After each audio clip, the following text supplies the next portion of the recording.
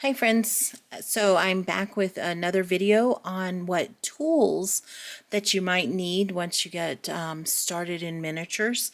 And I did want to mention one thing that I didn't mention in the glue video, and you're probably all wondering about hot glue.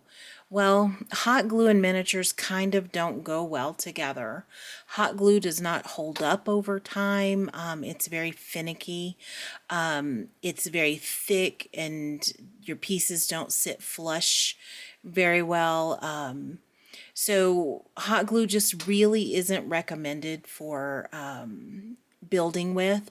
Now, if you are building a house maybe out of cardboard, it might work, but hot glue is just not your best option. So any of those glues I mentioned in the previous video would be a much better option for you if you're looking for that. So let's get started on tools. One of my first tools that I have, these are miter shears. These will cut wood. They will cut through dowel rods, really just about anything. They're very, very sharp. And you can see here that you can also cut at an angle. There's a 45-degree angle, so if you're looking to cut something at an angle to go into a corner or something, those will work great. They do have a little safety latch, so it pops right in there and they won't come open. This is a tool you want to keep out of reach of young children. I don't have any young children anymore, so sometimes you'll see some of my tools that are open and not in their safety mode. So don't worry, nobody's getting into them except for my teenagers. But this is a great tool to have. About 10 bucks on Amazon, Temu, at your local hardware store, wherever you want to pick one up. They may even sell them at Hobby Lobby now, I'm not sure. Our next tools are rulers. And I have several different types of rulers. I prefer these metal rulers. You see I have a small one and a much larger one. These just work great if you're using them with an X-Acto knife or a rotary cutter. You're not going to damage your ruler, so I really just prefer these over any other rulers. I also have my little mini square. Is that not the cutest thing you've ever seen? You can use your inside square or the outside square. You can measure with it. You can square up corners with it, whatever your particular needs are. And it does have measurements on it as well. I just love this one. Another type of ruler that I have, you see it's still in the packaging. I don't use it very often, but it's just circles if you need to draw circles of something or cut them out. It also has a measurement edge on it as well. I believe this came from Temu. For not very much. I don't remember what it cost. Just a good thing to have around if you just plan on doing your own designing and such.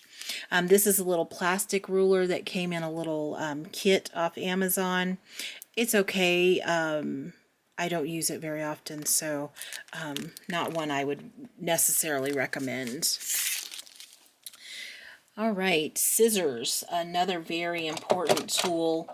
I use these quite often, and especially if you're building a kit. Your kits oftentimes will come with a lot of paper pieces, and honestly, like I said in the last video, a lot of miniatures are paper. They're cardstock, cardboard, so a lot of things that you will cut from far away, you don't notice that they're not the real thing, and so paper pieces are very popular. So I have these little sharp scissors. These actually have a curved edge. These are good for trimming up thread or fabric from around fabric furniture pieces. Very nice. I got these off of Temu. A regular pair of shears. These were like $2 or $4 at Walmart, I think is where I got these, but they also sell these on Amazon, Temu. Anything that you need you can get online. This is just an old pair of scissors that I had in my sewing supplies.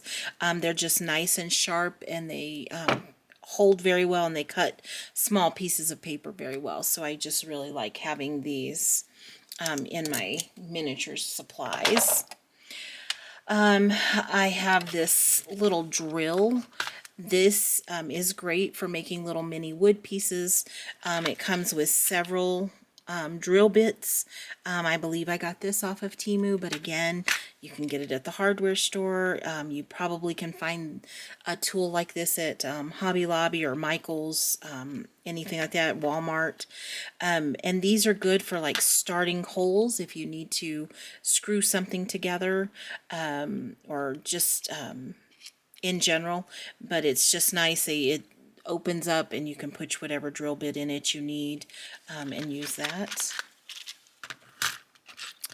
I showed you in the gluing one, but I have clamps. These are good for when holding items together when you're gluing things and you need your glue to dry. These hold very well, and they also have these little covers to protect whatever it is that you're making to keep it from leaving marks on it. If you're worried about that, you could always use a paper towel in between them or something like that. Now, this little tool here is something that I had not seen until I was watching Julie Warren over on her channel. She's a great miniaturist. She actually has several books out, so I love to watch her. This is like a third hand, so you just use this to like open it up, and like say I wanted to paint this little piece of wood, and I would just clamp it in there, and that holds it while I'm painting or whatever, just makes it a little bit easier. These little pegs are movable, so you can move them around. So if you wanted to put a piece of furniture in there that you needed to paint, it will hold those things in place for you, and you can flip them around and whatever. It's just really kind of a cool little piece, so I just had to have this. I did get this off of Amazon. I have not had an opportunity to use it yet. My daughter used it and painted that little stick, so she had fun. She thought it was cool. Next I have this little scraper spoon. It's good for getting paint out, glue out, anything like that. This edge is good for cleaning up glue. If you get extra glue on some furniture or something, you can just wipe it off with this edge. It is silicone, so nothing will stick to it. Once it's dry, you can just peel it right off. So just a great little tool to have in your supplies. Let's see, I also have this is called a bone folder. It's used in paper crafts a lot, but I'll show you what I use it for. Now this piece of paper is to be folded up, and you can see it has guidelines on it. Well, this you utilize on these lines to make them where they'll fold easier. So you just go down it and you score it, and you can see it there, and so then it just makes it much easier to fold for you, so you're not trying to wrinkle up your paper or anything. So it's just a great thing to have. You also can get it to hold things for you, scrape things off, anything like that. It's just plastic. Again, Michael's, Joann's, wherever you can find one, they're readily available. X-Acto knives and utility knives. I have this little utility knife that it just is the little blades. Once they're dull, you just snap them off. I would wrap these up like in cardboard or paper toweling and tape it up so that it doesn't cut through your trash bags or nobody gets hurt from them. Again, Walmart, hardware store, anything like that. Just a traditional X-Acto knife. You see I don't have a cover on it, but again, I don't have any small children. Just make sure you keep these things up.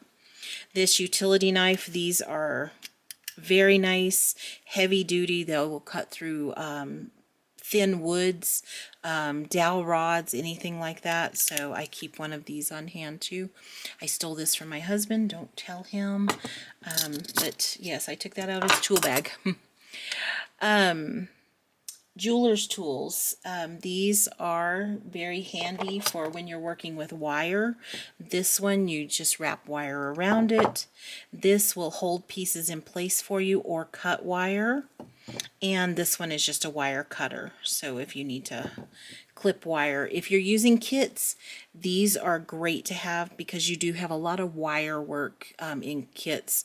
They use wire for cup holders and all kinds of things. So these things are good to have. I got 3 of these. These aren't the set that I got. I can't remember which ones came in the set, but I got like 3 in a set from Temu for about $10. So not too bad. I know they sell them at Walmart and stuff as well. A container of toothpicks. This was like 89 cents at Walmart. You can use toothpicks to wipe glue away. You can use it to spread your glue on. They come in handy for lots of things. Let's see, tweezers. I always like to have tweezers. You can utilize your tweezers to hold pieces as you're painting or you're folding to put stickers on. Because again, in kits, you have a lot of small pieces. Most kits are typically 1/24 scale, which is kind of small. So you might just need some tweezers to help you out with things. I also have these little handy dandy tweezers. These have a little magnifying glass on them. Those come in very handy if I'm trying to do small work. And then this just another style of tweezers. It's just pointy tweezers. Sometimes these come in diamond painting kits or in your miniature kits. It just depends on what brand you get, but I love to have a lot of good variety of tweezers around. This is an awl. This is not something you have to have because I'm sure you can find plenty of things that have a pointy end, but again, if you need to start a screw or a nail or something, they're often tiny, so these awls just come in handy for that.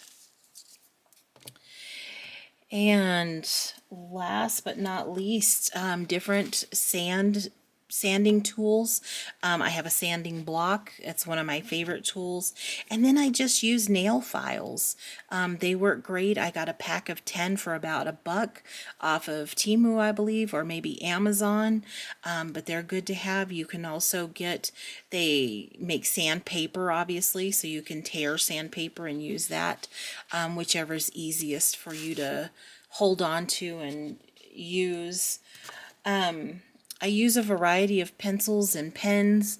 One of my favorite pencils, though, styles of pencils is this. When it gets dull, you just pull this out and put it in the end and you have another sharp one. That way I'm not always looking for a pencil sharpener, or I don't have to have a big bulky pencil sharpener down here. I just have a small space dedicated to my miniatures, so I try not to have too much extra stuff that I don't just need. So I think that's about it. You could also include, paint brushes and things like that.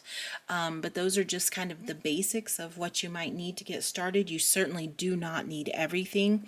I've been collecting this stuff over the past few years, so I have a lot more than I probably need. But it's just a good idea of what will work, what you might use, whether you go the kit route or whether you want to build your own miniatures. All of these tools will certainly come in handy. If you have any questions or comments, please leave them down below. Please like and subscribe, and I appreciate you watching. See you next time.